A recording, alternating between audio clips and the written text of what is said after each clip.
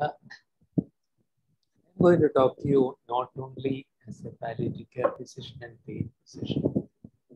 I'm also going to talk to you as my potential oncologist for the future.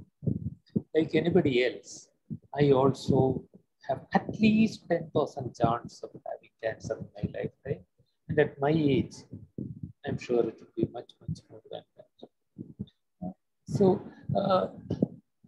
I'm glad you are all doing this course. So you see, medical students who joined from 2019 already have palliative care built into their curriculum. So I mean, in a few years, every doctor is going to learn about it.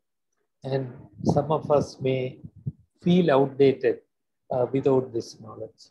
I'm glad you're all here. I will start by welcoming you on behalf of our team in Pallium India. Sorry, sir.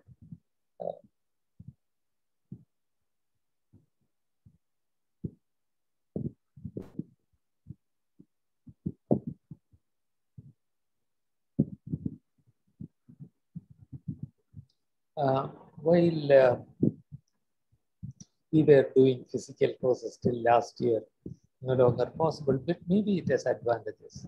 Our ability to reach out people has actually expanded now, despite the limitations of online training. So from all of us at Pallium India, welcome to this course. Before I start, I want to pay respect to these two giants on whose shoulders we stand. Dave Cicely Saunders, the founder of the modern palliative care movement. Sadly, we lost her some 15 years back. She founded the Centers for Hospice. Dr. Lucito D'Souza is the founder of palliative care, the pioneer of palliative care in our country, oncosurgeon from Tata Memorial Hospital, Mumbai, formerly. He founded the Shanti Avedana Sadan in 1986, at a time when I had not even heard the expression palliative care. So he's still very much in Mumbai and with Shanti Avedana Sadan. So paying my respect to both of them, both the gurus, let us move forward. We are going to start with the story of this man, a 35-year-old man, with two young kids, who has been diagnosed to have cancer of the upper lobe of right lung, who comes to the doctor with deep-seated gnawing kind of pain in the chest. He shows both his front and the back of the chest. He is unable to sleep. You are all familiar with this kind of story.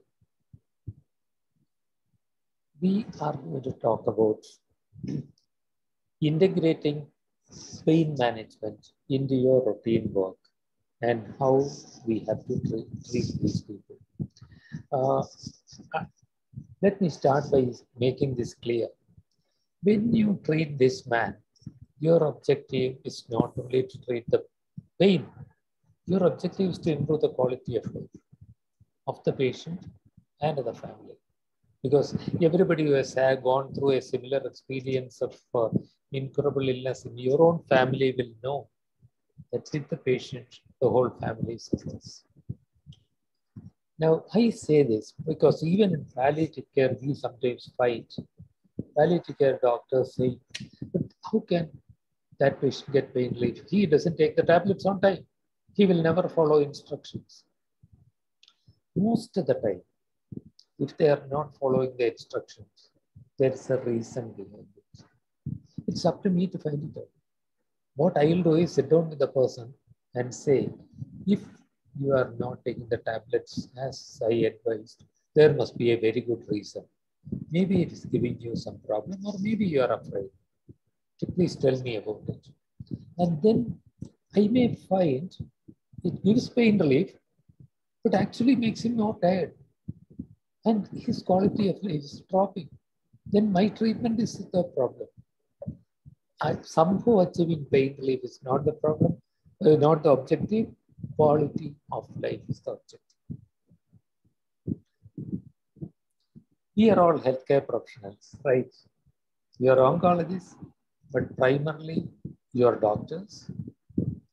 And as doctors, we are all healthcare professionals. I don't know if you have looked at this definition after your community medicine days, but this is how WHO defines it. The definition is as old as myself, almost. Health is complete physical, social, and mental well-being, and not merely the absence of disease or infirmity. And that might raise the issue. Are we really healthcare professionals? Is this what we do? Or did our MBBS course teach us to diagnose and treat diseases? And we specialize more with our post-graduation, super specialization, and the fellowship in a certain area. Did we become more and more focused on the disease, ignoring the well-being? What we are going to talk about is healthcare, really. We are going to talk about pain management, but about palliative care and healthcare. Now, today, ladies and gentlemen, I'll start by introducing the subject of palliative care so that I can position pain management into it. After today, all the sessions, including half the session today, will be exclusively on pain management and not covering the whole of palliative care. But today, just to position the subject, I will talk a little bit about palliative care in the context of healthcare. I will also request before I proceed to each of you, every time you have a question popping up in your mind, will you please put it up on the chat box? Aju, can I request you to interrupt me at any point of time, appropriate time that you feel, and to bring the chat question to me, because as I am on slideshow, I am not watching the chat box. So let us, by all means, interrupt. Interruptions are welcome. Let us handle your questions as we go along.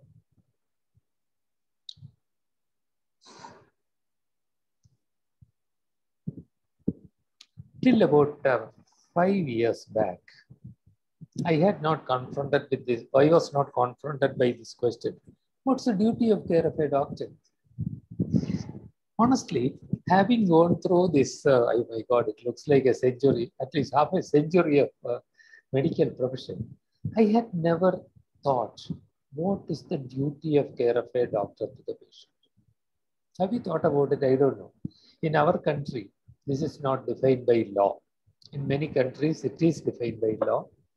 But in the absence of a law, decisions by statutory bodies hold weight.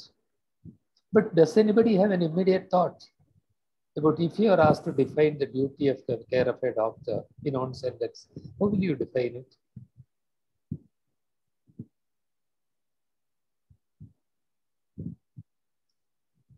The Indian Council of Medical Research, I'll give you the reference. My PowerPoint will be emailed to you. So you will have the reference. I would actually suggest that it's a long document, but please read. It's available for open access. Please read the executive summary. It will be informative. But here is how globally and ICMR defines the duty of care of the healthcare provider is to mitigate suffering. And that's what we are going to do during these 8 days, 8 hours. Learn to mitigate suffering. It is to cure sometimes, relieve often, and to comfort always.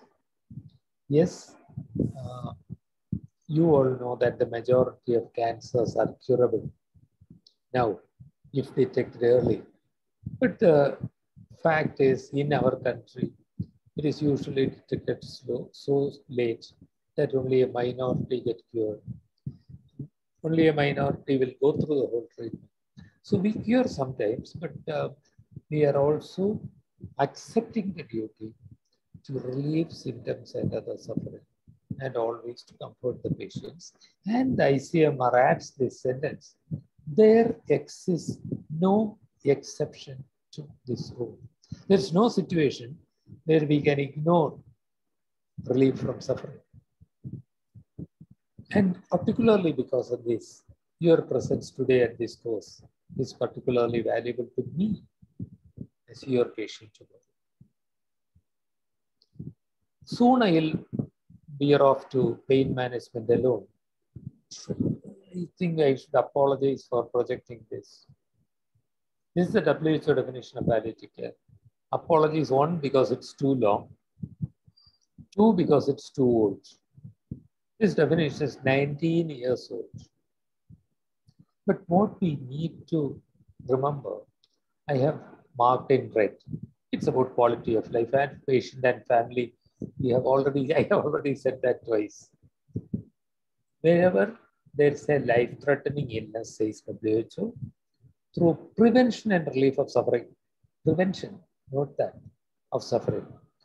By, okay, etc., etc. What you are treating is pain and other physical symptoms, psychological problems, social problems, and spiritual problems. The one reason why I was apologizing for the definition is because this phrase, life-threatening illness, might mean different things to different people. I don't know what it means to you. Do you want to think about it for a few seconds?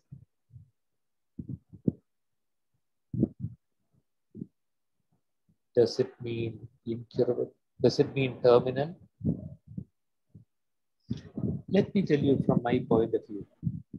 If my life is limited to four walls for a whole year, or to an ambulance and a hospital and not the rest of the world open to me, which is threatening my life, because I would define life as something more than just existence.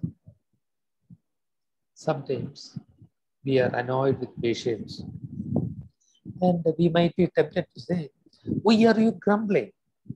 My treatment prolonged your life for a year. But for the person to feel that that was life, it should include some enjoyment of life, include some contribution to society, include some interaction with loved ones. So life is to be defined in the broader sense. That's my only comment. Any question about this definition?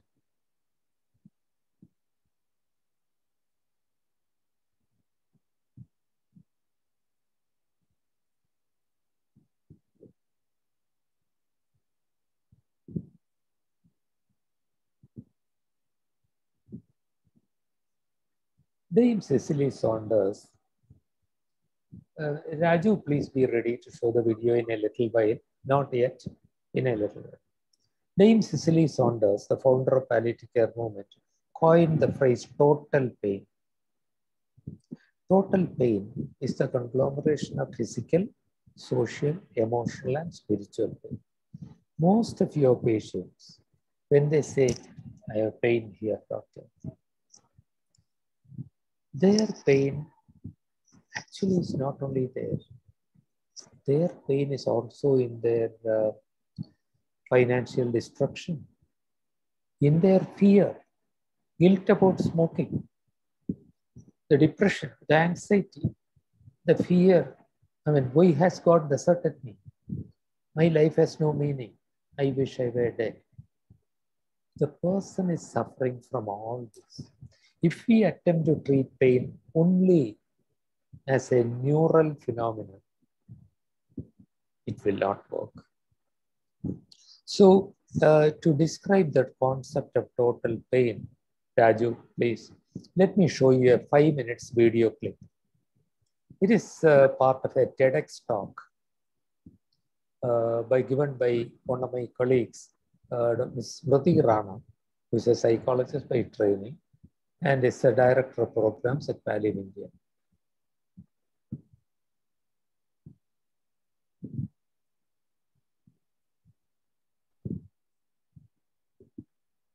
In palliative care, we have this notion of total pain, pain that takes into account the life circumstances of the patient that contribute to his or her experience of suffering. I came across that concept quite early in my life, and I mean, in my career, and I thought I understood it, theoretically at least. And then one day, the home care team that I was a part of was called in to see this fisherman in one of the outlying villages of Trivandrum. We parked our van some 400 meters away, made our way down this narrow, undulating path. We could hear this man's screams well before we got to his house. And on approaching the house, we were assaulted by this stench, which made me gag. And when we entered his home, we were met by this helpless young woman, and behind her on the bed, a man in his 40s, who was the source of the screams. He had a myriad problems and a feeding tube. And on closer examination, we found that he also had a bowel obstruction that was not allowing him to pass what his wife was so diligently feeding him because she didn't know what else to do to look after him. And as a result, he was regurgitating his own waste. It was awful.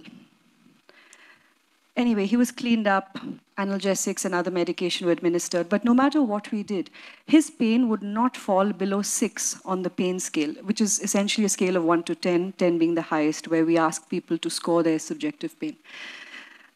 So finally, this benevolent and wise doctor that I have the absolute privilege of calling my mentor, he took this man's hand in his own, and he asked him, he said, "What's your biggest concern right now?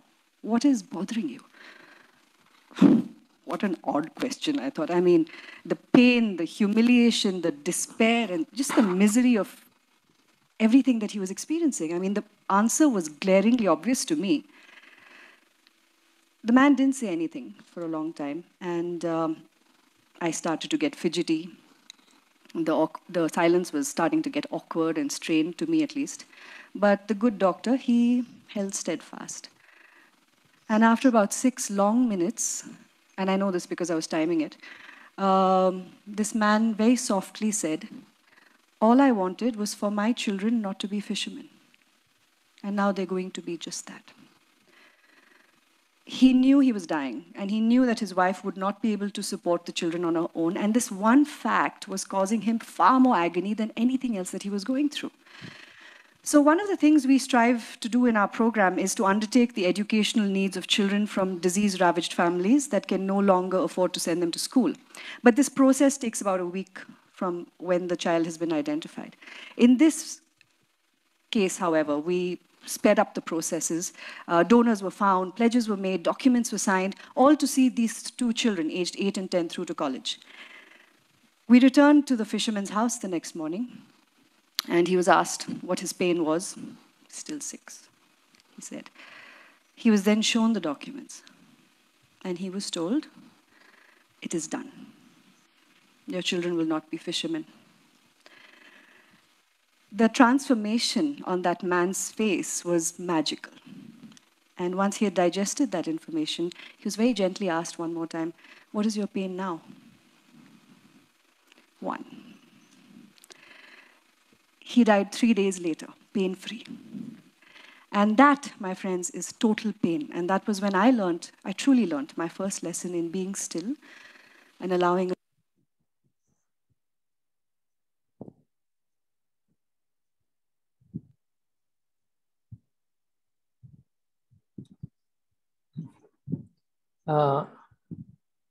Before I start the screen share, would anybody have a comment or a question? I see that there are some chats somewhere.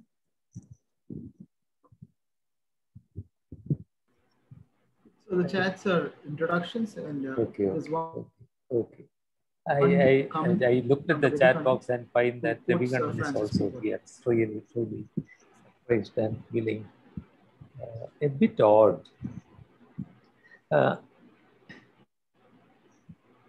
So I'm going to continue there where Smriti left off. Smriti was explaining in real terms what the elements of suffering coming together are. True, the man had a physical pain, but that was being worsened by all this. Does this make you a bit scared. How can we, you sitting in your busy OP clinic, deal with all this? Maybe the important thing is to recognize that there could be many elements of suffering. We may not know all about it. We may not be able to solve it all. To recognize that they may exist itself is a big thing. I'll explain why. I am giving you this quote. This is from a Lancet Commission report in 2017, which brings in the concept of SHS, serious health-related suffering. That acronym is being talked about a lot now. You remember, ICMR said mitigate suffering. And serious health-related suffering is what we need to relieve in palliative care. But you are busy oncologists. This is written by Dr. Christopher Booth in the Journal of Global Oncology, whom many of you may know. Chris writes that in Canada and USA, busy medical oncologists might see 25 patients in a full day of clinic for 5 days a week, mind you. My colleagues at RCC, he is talking about Trivandrum, see patients 6 days a week. And it is not uncommon for physicians to see up to 80 patients per day.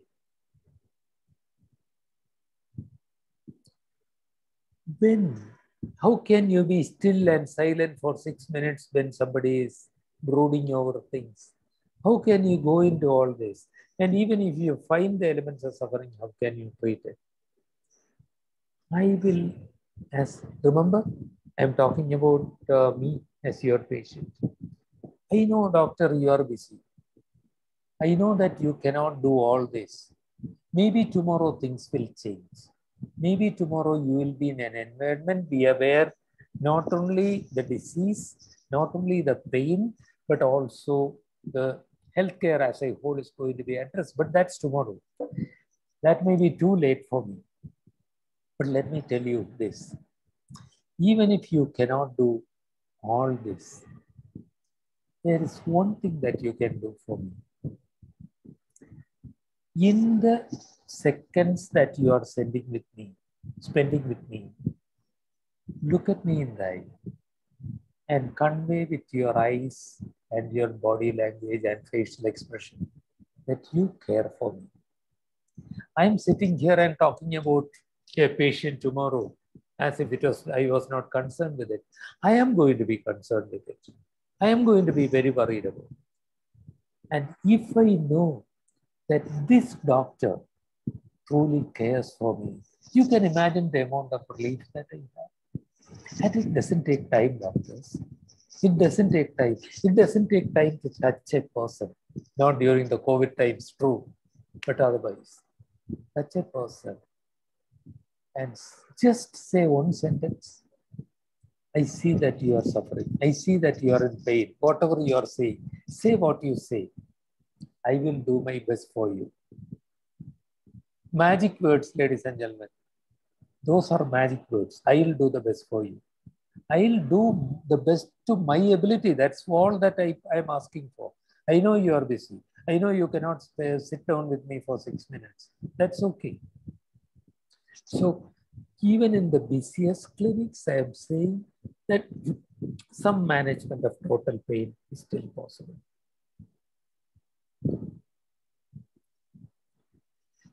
So I am going to request you to participate in a poll. Based on what I have said, when do you think palliative care should start? Raju, will you please tell everybody what to do and give the poll? I think you can see 3 options in your screen. Please click on the option which you feel is most appropriate.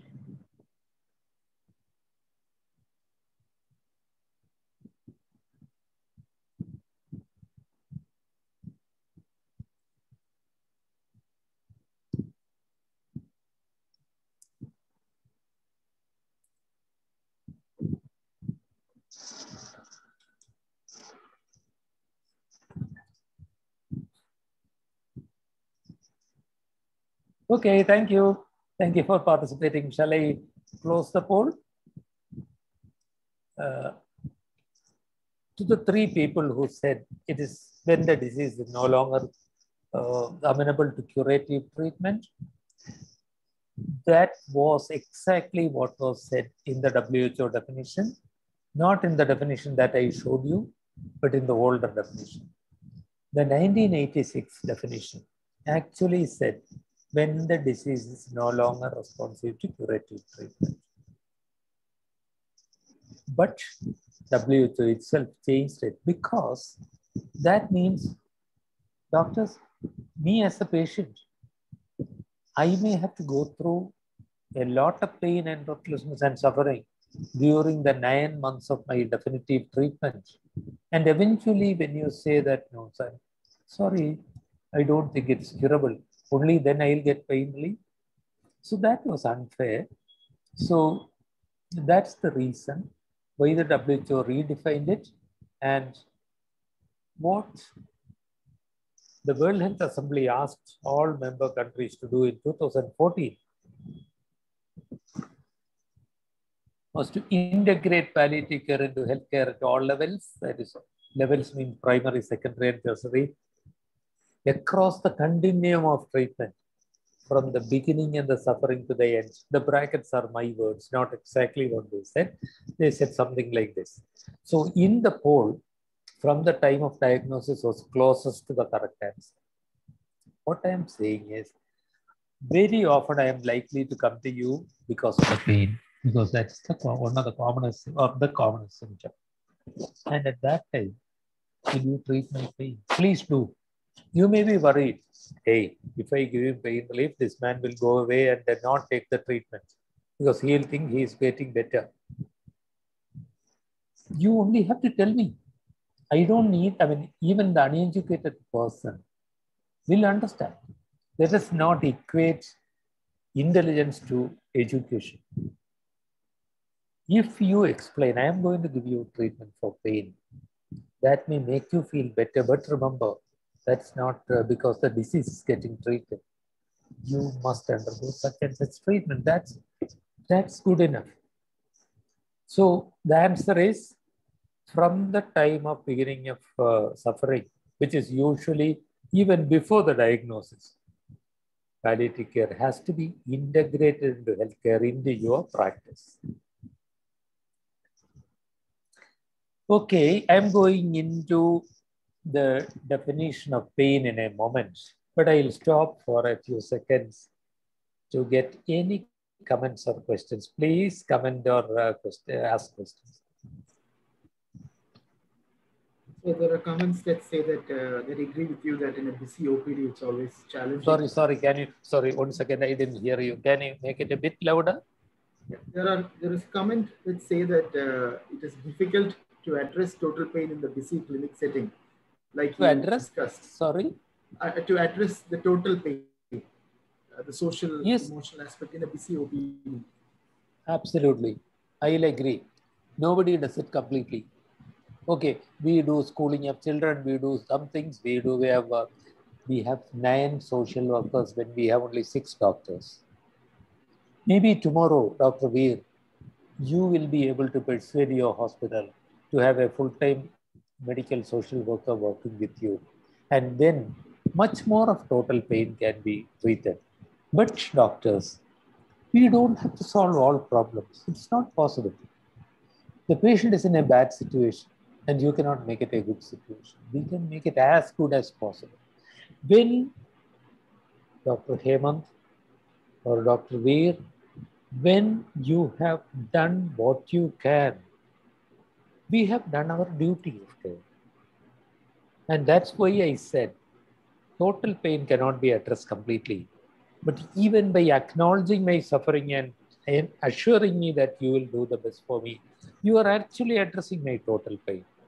And as we go along, we'll see how we can address more of such suffering.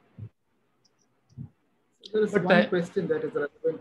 Yes. There is one question that is relevant to you talking about persuading the hospital to have a medical social worker or an extra staff.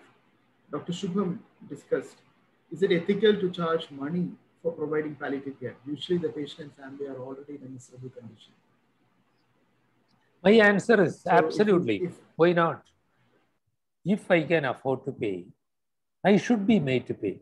If you have so much money, this is a fundamental ethical principle of distributive justice. Just because palliative care is associated with charity, that's the way we all started. That is precisely becoming the reason for denial of palliative care to people who are affluent, people who are in corporate hospitals. How is that permissible? Just because somebody has a lot of money in the pocket, they shouldn't be denied of relief from suffering. So yes, absolutely. And I would have, I would urge any of you, by all means, let them pay if they can afford it. And if they cannot afford it, maybe your social worker will discuss with them, discuss the possibilities, help them to find government assistance. Many states, most states have assistance programs from government, which majority of people do not utilize because they don't know of it. Maybe your social worker will help them. Some things can be done. That's my answer. Raju, if you have a comment on that, please. Nothing, sir. No. Thank you. That's a very insightful answer for both questions. I always I personally have that challenge. I personally have the challenge of getting my hospital to employ another person to. How will we get it paid off? Is always a question. Their salary. That is true. So it will take time. It will take persistence. But remember that one social worker's salary will be such a fraction of one doctor's salary. It's not such a huge investment. But who succeeds in everything on the first try? It will mean it take time and persistence.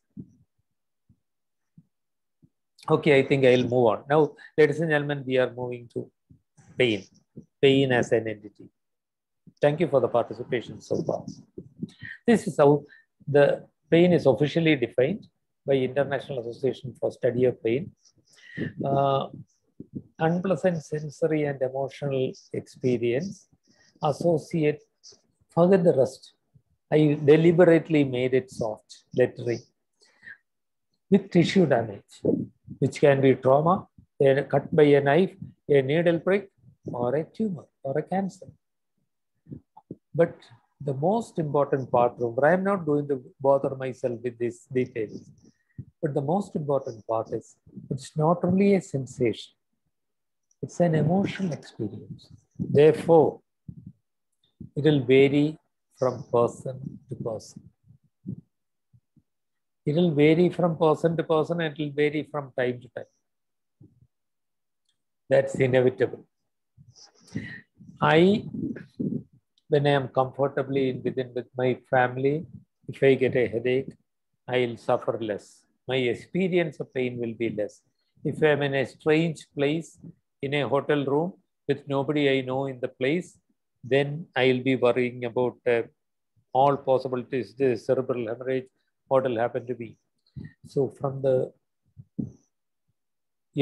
emotional experience is what you are going to reduce just by that touch. And the message I am going to try to do the best for you. Now, having said that, we are still going into a bit into the sensory experience. I have given a super simplified pain pathway.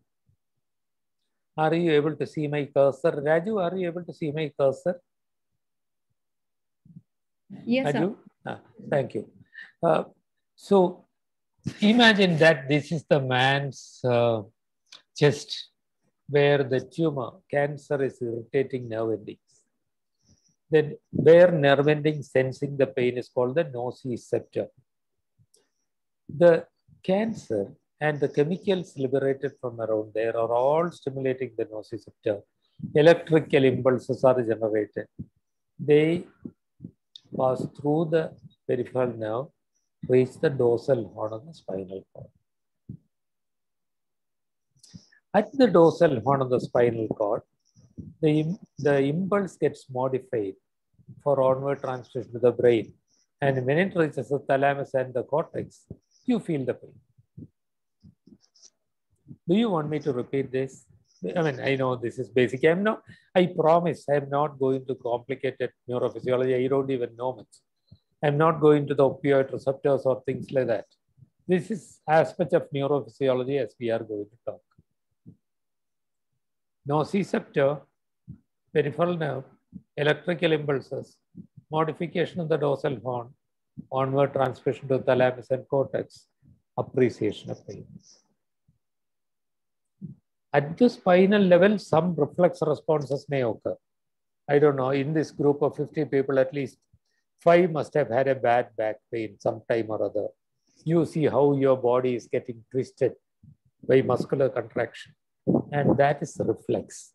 Vasoconstriction at the site of pain would be a reflex response. But appreciation of pain is at the level of the brain. Any question, or can I move on? There is a reason why I am bringing in this theory. And I have a question for you. Raju, next poll, please. If the stimulus continued uninterrupted and remain constant, would the pain also remain constant, or will it decrease, or will it increase? That's the question.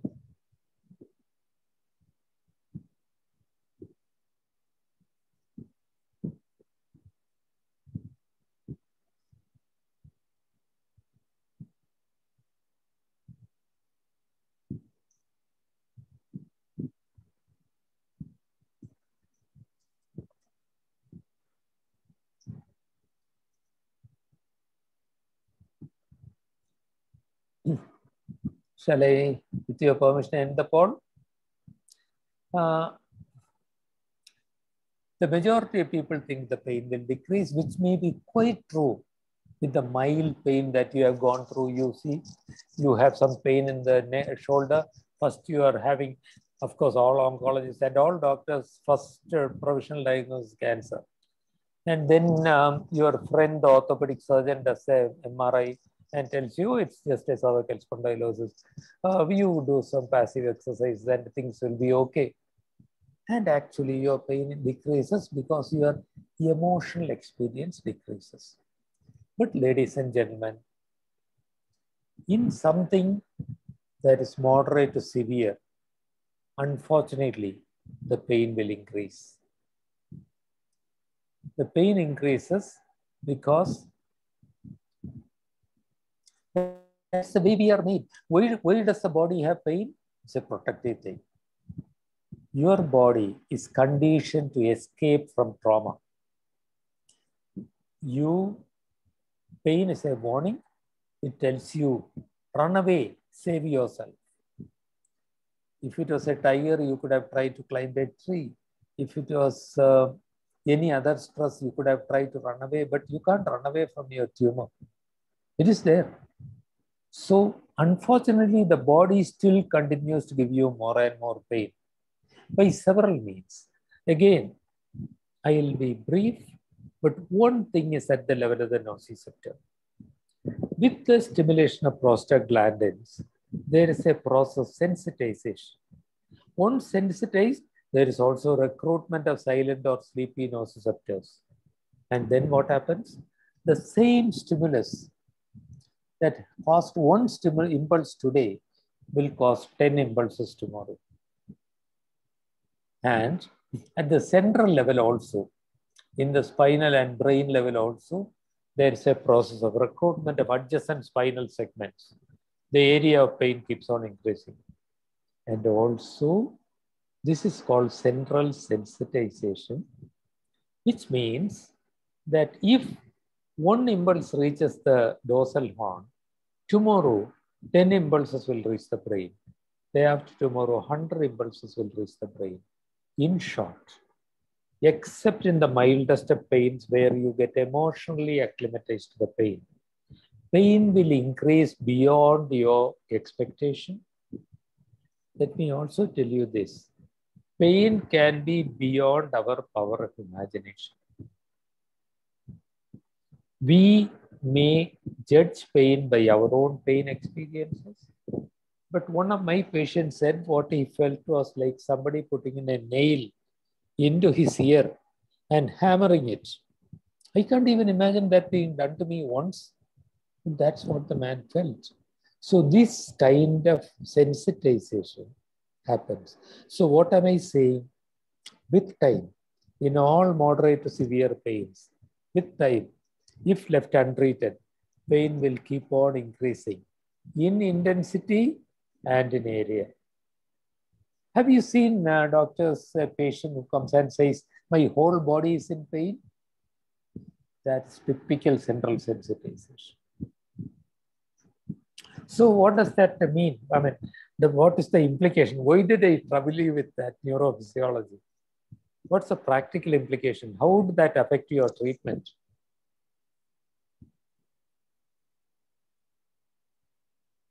One, treat pain early. The earlier pain is treated, the easier it is to treat it, the less the suffering. If these changes have happened already, then it is harder to treat it. You may have to send the patient to a specialist pain physician or palliative care physician sometimes to treat this sensitization. And secondly, treat pain early, but if that has not been done, if it is a continuous pain, give analgesics by the clock. Don't allow the pain to come back. If a medicine acts only for 6 hours, keep giving it 6 hourly. The important recommendation by WHO is, in all continuous pains, give analgesics by the clock. That means, depending on duration of action of each, you will have to decide how frequently to give it. Raju, hold please. Paracetamol. This is about paracetamol. How frequently do you think it should be given?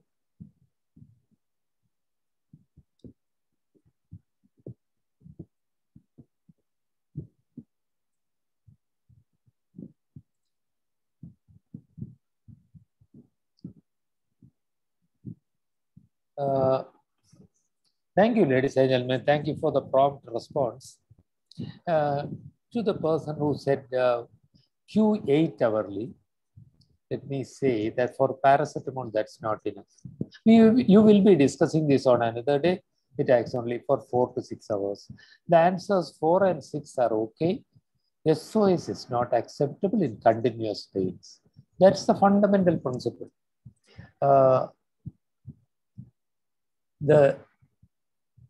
If you, Raju, sorry. it's okay, leave it. Remember what I said. If you allow pain to come back, then the nociceptor is going to be sensitized. Dorsal horn is to be sensitized. So in continuous pains, SOS administration is not acceptable. You can give a SOS additional dose in addition to the by the clock dose. For paracetamol, therefore, it is ordinarily 6 hourly, but if necessary, can be increased to 4 hourly. So long as you are limiting the adult dose to 4 grams a day, that's okay. Raju, next please. How about ibuprofen, your brufen?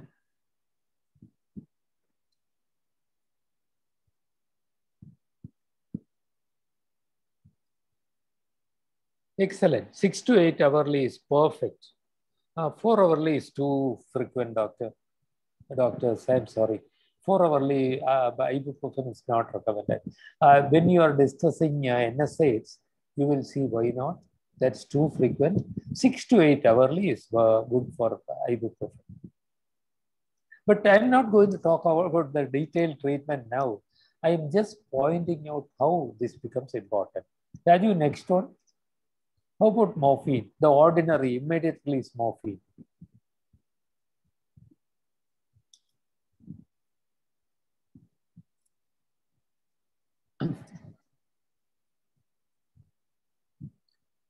Again, SOS for a continuous pain is not acceptable.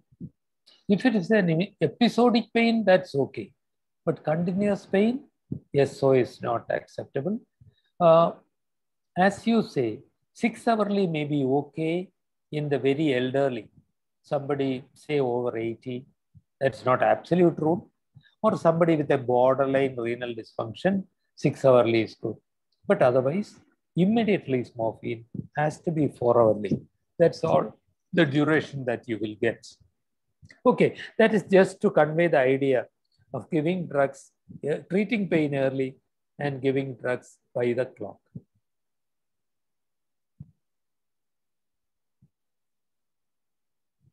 So I shall soon stop after going into this part of it. Assessments, we will talk about next week in detail. But today, we are going into the preparation. How are we preparing? First rule, let me tell you, believe the patient about the pain.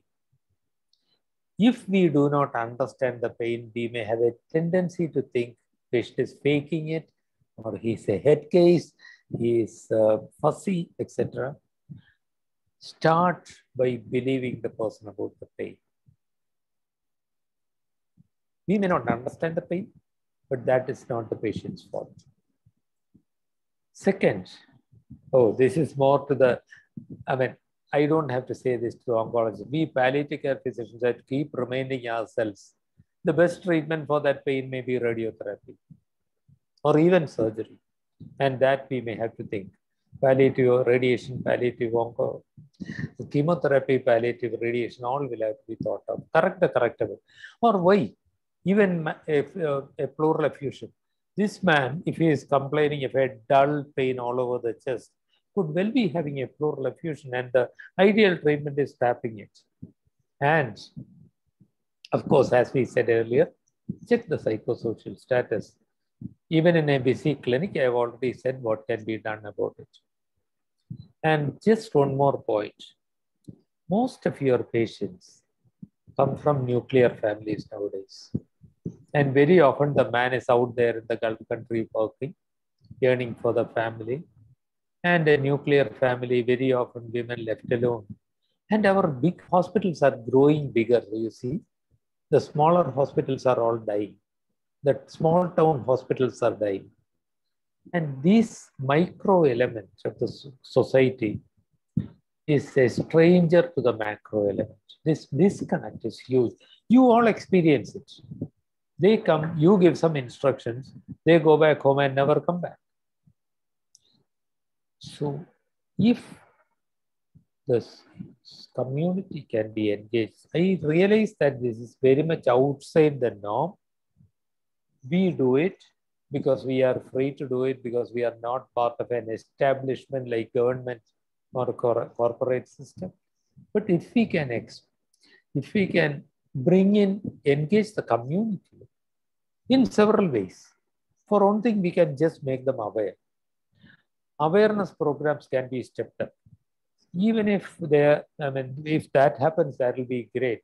Secondly, we can have a network of volunteers. Volunteers will do amazing things. Like this man with cancer, you all treated his cancer and it became a bit better, but he was still in pain. We treated his pain. But the volunteers made sure that he got some time at the seaside. And that for that man, this is last time to see the sea. It's not a small thing. Is that healthcare? If health is physical, social, and mental well-being, that's the pinnacle of healthcare. I know that many of you will not be in an establishment where this can be immediately done, but it will happen, ladies and gentlemen. In 2018, the Global Astana Declaration said, healthcare for all has to be healthcare with all, engage the community. And we have to empower the families. Educating them is the key. I know you are too busy. Maybe your nurse, your social worker that you will have someday will be precious in this matter. Educating the families is the key to improvement. The patient, you are telling the patient, they take this 2 times, 3 times, 4 times, 5, 6 times. They forget everything. somebody spends some time with the patient and the family, and your adherence rate will rise from 30% to 70%. Ladies and gentlemen, these are the main points that I have mentioned so far. Palliative care is prevention and management of serious health-related suffering. The patient must be believed about the pain. Total pain is a conglomeration of physical, mental, social, and spiritual pains. Pain management and palliative care should start early when the suffering starts, along with treatment of the disease. I made a big point about saying that untreated pain will keep worsening. Start pain treatment early, and in continuous pains, give analgesics by the clock. Pain management for all has to be with all, engage with the community, and empower families. Ladies and gentlemen, thank you very much for the patient listening. Dr. Raju, back to you. Thank you, everyone. Thank you, Rajagopal sir. Now, may I request everybody, whoever can, please switch on your video of the screen so that Dr. Raj can also see you while you talk. Sir, I want to ask a question that Dr. Sujit from Apollo Proton Cancer Center, Chennai. I can read it. I personally, yes, Aju. Yeah, personally, I have also seen it. We also see it, Aju. I mean, there are several arguments. Oh, if all these painkillers are bad, they damage the kidneys, which is true only for NSAIDs other than paracetamol. The others, opioids or paracetamol, do not damage the kidney at all. Okay. Morphine. That's the question. People are afraid of addiction. The only solution is to build the relationship where they can be frank with it. They will, if we have the time and they ask, we can explain. And that's what we do. We do not always succeed, doctors. We don't always succeed. And very often there are multiple doctors advising people. And as a matter of fact, the poor illiterate man usually follows instruction. The educated people have the greater problem because they have prefixed ideas. And if there is a doctor in the family, it is the hardest.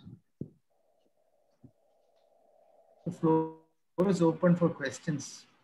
One Dr. Sunil, not our Sunil, I'm sure, sent a note saying that interrupting the pain cycle will relieve the suffering better. What Dr. Sunil means by pain cycle is pain causes sensitization and recruitment. The pain keeps on increasing. Dorsal horn cell becomes abnormal.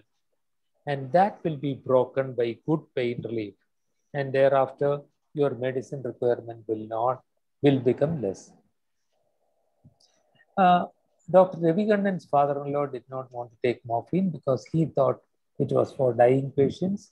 Unfortunately, not only morphine, Ravi, palliative care itself has this bad name of association with dying phase. Listen, I wish I had shown the photograph. We had a man with a giant cell tumor who was treated, stepwise amputation. Eventually, he had a most badly fungating wound after many years. He continued on morphine endlessly on the same dose. And I had a lawyer in Trivandrum who continued to take 100 milligrams of morphine 4 hourly and continued to practice law in the Trivandrum bar for more than a year. But yes, these fears are there. It's for all of us to try to educate the community and overcome the fear. Yes, the very word morphine evokes fear. But it is about understanding the fear. It's about acknowledging the fear. And what exactly are you afraid of? And then to show the picture of the people who are showing this. And Dr. Venkata, we do not always succeed. I will accept that. We do not always succeed. And so will the solution be to conceal the name morphine and to give it as painkiller step 3, 1, 1, 1, 1, 1. I think that's unethical. That's dangerous path. People have a right to know. We can overcome the problem only by education, more and more. But there 2 people were doing it in this group. Now we have 50 people who are going to do about it. It will take time. It will change. But if somebody says, I don't want to take morphine, give me anything else, I'll say, come on, sit down. We are not going to give you anything that you do not like. But tell me, why are you afraid? What is your fear of morphine? And that opens a door to discussion. We have time for a couple more questions.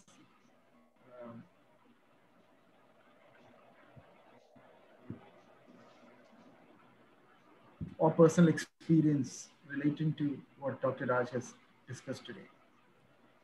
Dr. Ashok Kumaranjat says, I remember a patient in Calicut with osteosarcoma as an MBBS student. He was apparently on 4 grams of morphine a day. Palliative care helped him to start a cafe. It was a giant cell tumor, Dr. Ashok. He is the one who we believe eventually was possibly cured of cancer, but developed in those days from cobalt, from the radiation, necrosis, osteoporosis. He died after about 18 years on morphine. Yes.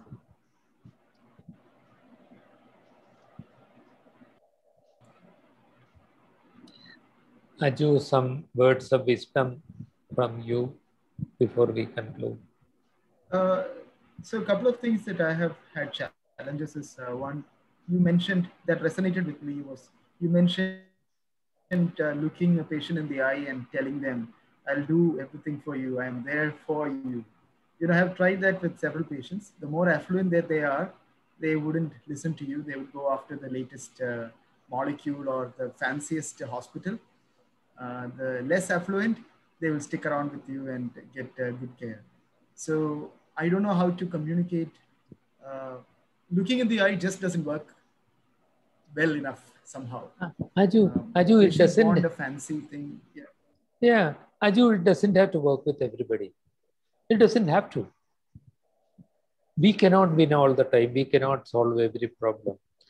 So I think we are still doing what we can, and the social pressure on them will be enormous too. And the affluent people will be guided by several doctors. So your value becomes less because of the competition.